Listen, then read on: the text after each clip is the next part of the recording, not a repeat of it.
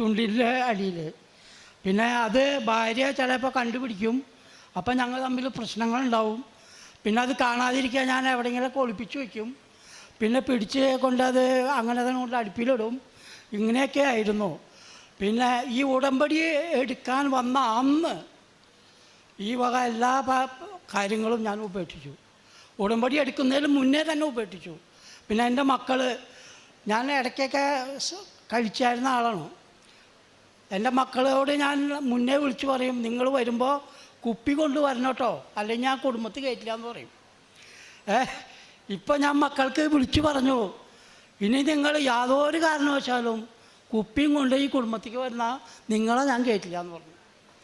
അങ്ങനെ പറഞ്ഞ് ആണിപ്പോൾ മക്കളെല്ലാം ഭയങ്കര സന്തോഷത്തിലാണ്.